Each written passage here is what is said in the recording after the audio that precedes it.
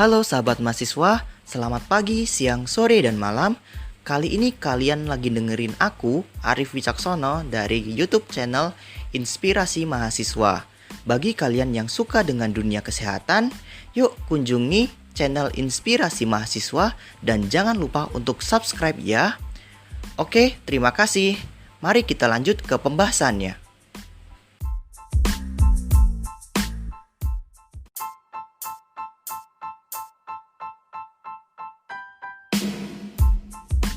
Bahasan podcast kali ini kita akan membahas mengenai apa itu penyakit diabetes mellitus atau biasa disebut dengan kencing manis.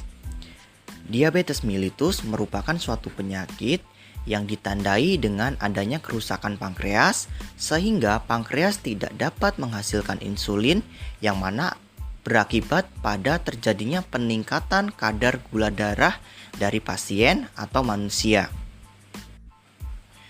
Hal yang dapat diakibatkan oleh penyakit diabetes atau kencing manis adalah mulai dari sesak nafas hingga hilangnya kesadaran si pasien atau si penderita.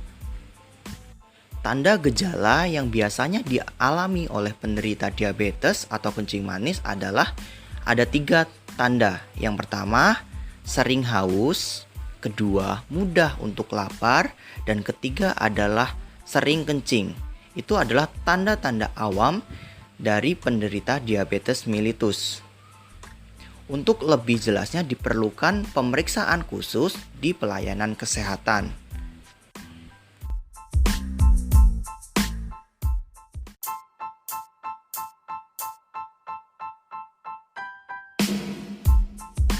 Pada penderita diabetes mellitus, terapi yang biasa didapatkan adalah pemberian insulin melalui penyuntikan area otot.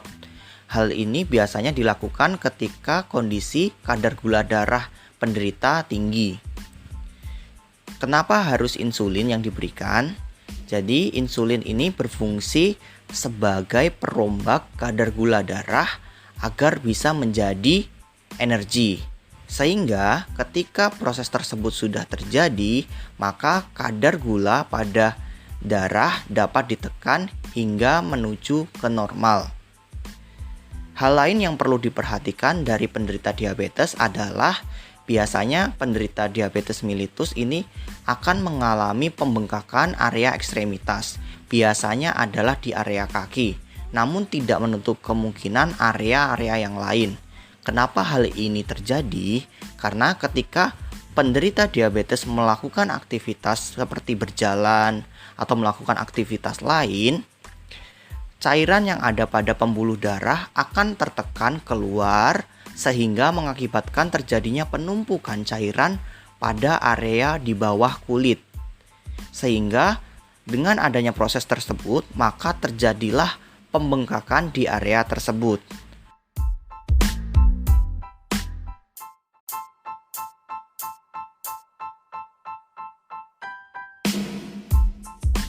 Oke, cukup sekian yang dapat saya sampaikan.